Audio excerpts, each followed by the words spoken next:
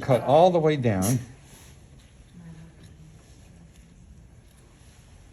on either side. So I have a flap, but notice the flap isn't completely loose left because, do you see this little vessel here, this little blue vessel? There. Everybody see that? Yeah. That is the umbilical vein. Oh, wow. That's the umbilical vein. Now, they should have done the umbilical vein, if they had the ability to do that, they should have done that in red. Because the umbilical vein, draining blood from the placenta, is carrying oxygenated blood from mom. This is how the baby's getting its oxygenated blood. It's coming in through the umbilical vein. So if they were able to do this, and you just can't do it with this, but I want you to be aware that the fact that umbilical vein should be carrying oxygenated blood. Okay. It should be what color? Red. Red. All right. It's just not.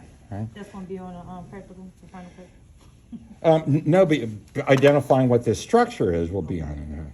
Now, in order to open up the flap, I have to snip this. And I like to snip it, leaving a little bit, like a half an inch or so, about halfway between. So you see a little umbilical vein here, and the rest of it's heading into the liver, because then it picks up through the hepatic system. And now I can pull this flap back. And what you see on the side here these are the umbilical arteries. What's the blue? Vein. Umbilical vein. These are umbilical arteries. But because the placenta, again, is acting as the fetal lung, should these really be red? No. They should be blue. So the fetal circulation is really like the pulmonary circulation, where things in an artery are deoxygenated or have less oxygen, and things in a vein actually have more oxygenated. So now I've got an open like this, and the two umbilical arteries are doing is framing the bladder. This is the urinary bladder between the two umbilical arteries. Now to get this open a little bit more, all right, I'm going to feel up above it here, right above the liver, all right, to separate the thoracic from the abdominal pelvic. What structure will I find? Diaphragm. And if I put my finger up here, all right, and feel up a little bit like this, you'll feel where that muscle comes in. It'll be something that's going to block you from going any further. And you want to make a cut just below that, off to the side. So I'm going to cut up a little bit here with my worthless scissors. And then I'm going to cut a flap all the way down on the sides. So I'm going to cut an upper flap like this.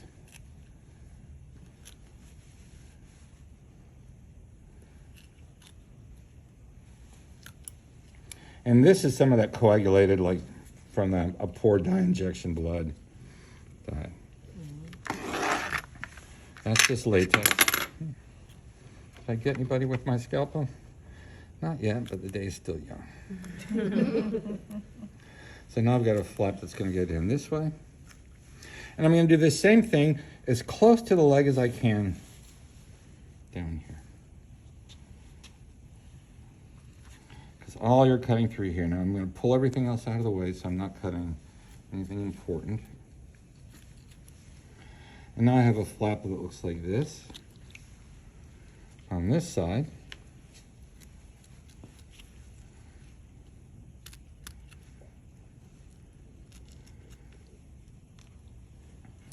Flap looks like this on this side. You can see now the membranes, which are the mesenteries, which are the serous membranes that surround most of the organs in the abdominal pelvic cavity.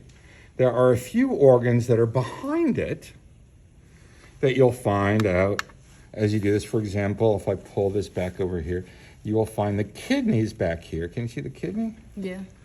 The kidneys are retroperitoneal, meaning they're behind the peritoneal membrane. That's why you see it shining on the surface of it here, is because it's behind the peritoneal membranes here. But that would be your kidney here, one kidney. And here is The second kidney. the second kidney. And this is where that blunt probe can be really handy, just for teasing off those membranes, just for making it easier to sort of see. You're going to spend a lot of time doing this, just sort of teasing tissues away, connective tissues away, I'll do that on the other side too, so you can sort of see the kidneys better.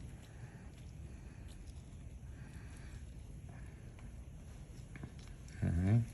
Now we've done an initial opening up in the abdominopelvic, but what about the thoracic above it? Can you, I don't think, can you see the diaphragm here? Mm-hmm. This is the diaphragm here. Oh, wow. You don't need, this is the blue, is just, when they do the latex dye injection, it's not always a perfect job. So that's all this is that latex dye, they were trying to get into the vein. When they're doing this, it just overshot. So you can see that here. And I'm gonna make another cut right above that, so that I basically have a little thing where the diaphragm is gonna be separated. And here I'm gonna start with the scalpel again. If I can see where it is, I wanna go just above it. I'm gonna start just by cutting the skin up above it here.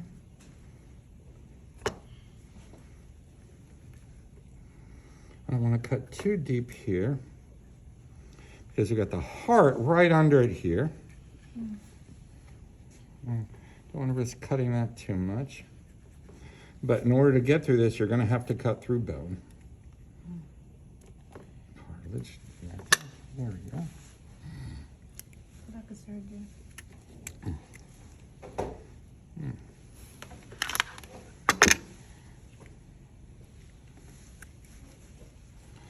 Now that I've done that, this would be my little flap that has the diaphragm on it here. And you can even, before I even cut up in here, you can see the heart. Bum, bum, bum, bum. You can see the lungs on either side. Mm-hmm. This side. And the easiest way, I think, to do this, as they try to show, is just to make a sort of a cut. Either you can make a cut straight up here to the chin, or you can sort of cut out like a triangular piece of the rib cage. That's my preferred way to do that. Just to make a sort of a triangular cut this way here, to mostly sort of cut rib cage out. And again, while you're doing this, you really want to try to pull up and put your finger under it so you're not cutting valuable organs. I'll do the same on the other side here.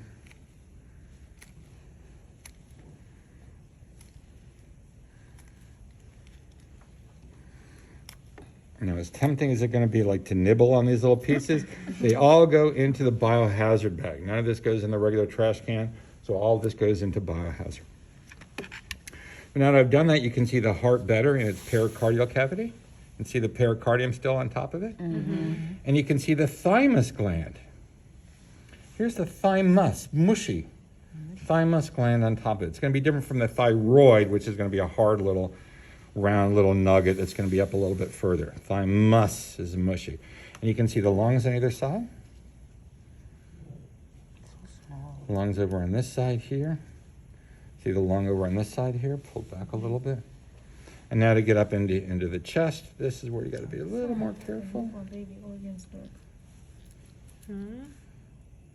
any poor baby. That's how small their organs look. Yeah, they signed a little donor card. I'll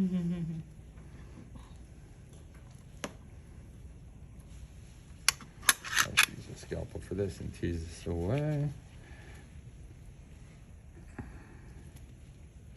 There's more thymus gland here. See this mushy?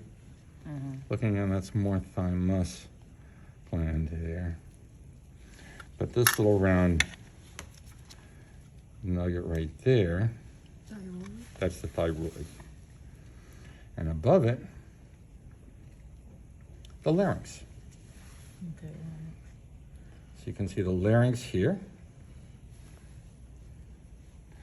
Thyroid gland here. The rest of the larynx is right below it here. That's going to go below it down to the lungs.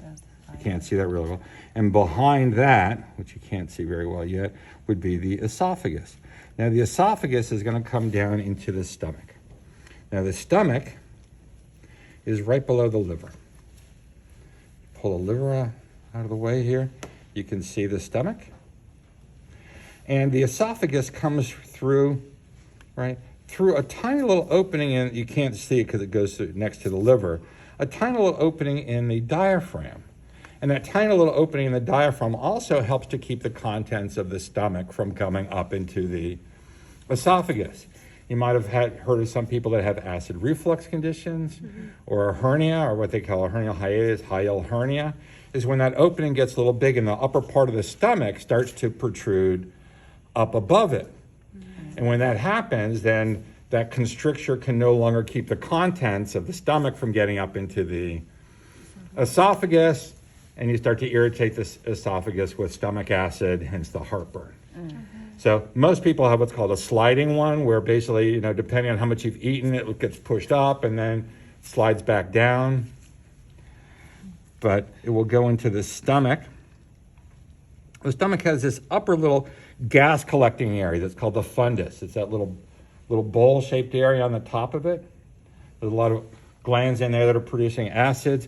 There's actually a sphincter, sometimes called the lower esophageal sphincter, or the gastroesophageal sphincter, or the cardiac sphincter. Cardiac sphincter. Why would they call it the cardiac sphincter when it's not anything associated with the heart? I don't know.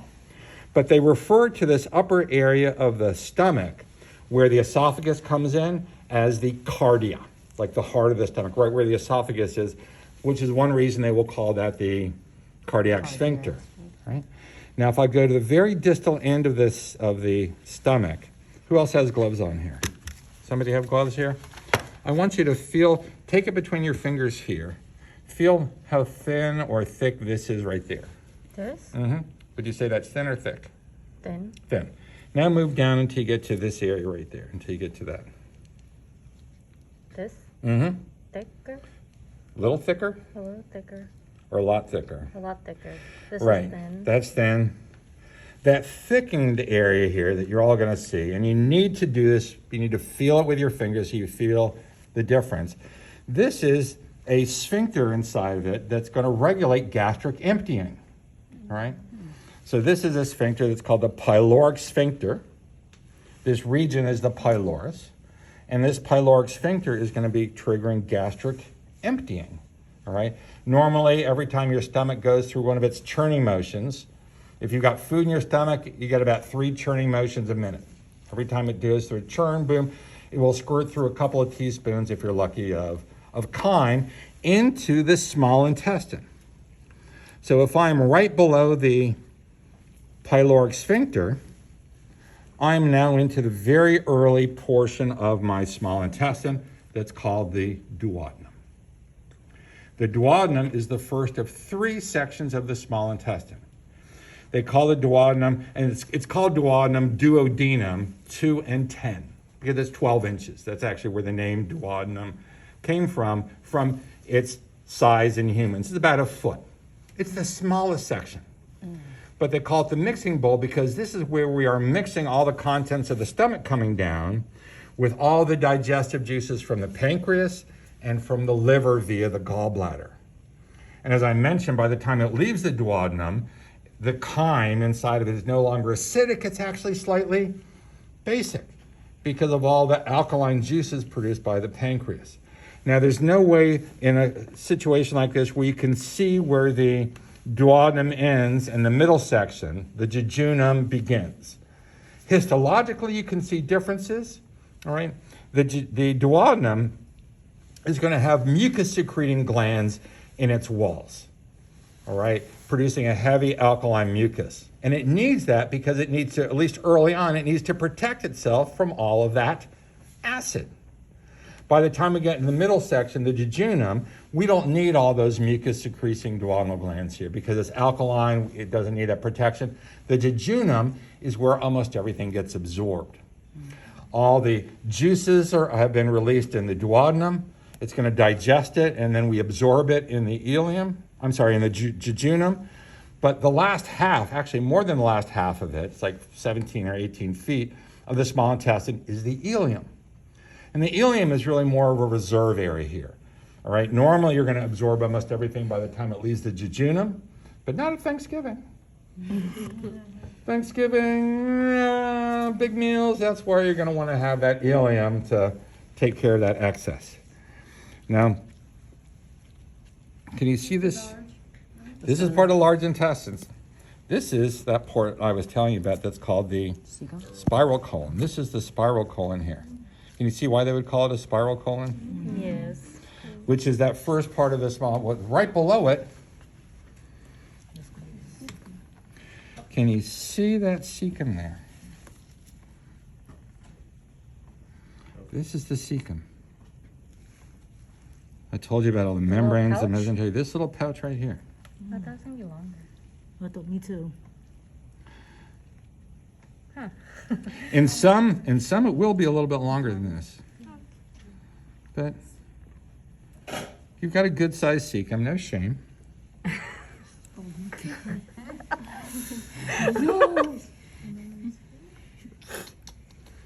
All right. So now I pull that away. You're going to feel a little larger there. And that means that the portion of the small intestine, the gallbladder, is intimate with the right lobe of it here. Can you see this little bag here? Yeah. That's your gallbladder. Feel big. It's not going to be like a separate little bag hanging off of it. It's going to be stuck into the right side of your liver. Above, if I pull my stomach up out of the way, if I pull the stomach up and pull the intestines down a little bit, stomach up, intestines down, stomach up, intestines down, you're going to see this kind of gritty, glandular kind of tissue here. Do you see this here? Kind of looks a little like runny scrambled eggs. Stop. I'm hungry, sorry. What is this? Pancreas. That's how you find the pancreas. So what is this structure here? Pancreas. What is this? Pancreas. What's all this up here? Stomach. Stomach, upper portion, fundus, we'll do those later here. But this is what organ here? This is liver. Yeah. This is the spleen over here. Their spleen is a little different shape than ours. Ours is more of a football shape, sort of kidney.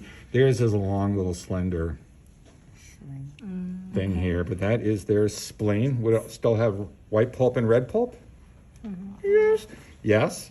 Would the white pulp be where white blood cells are hanging out? Yeah. Would the red pulp be where red blood cells are being recycled? Yes. You know, all that kind of stuff. Do you like it when I review it like this? No, apparently no, I'm hearing silence. Okay. So anyways, this is going to be probably enough for you to get to today here. A good start to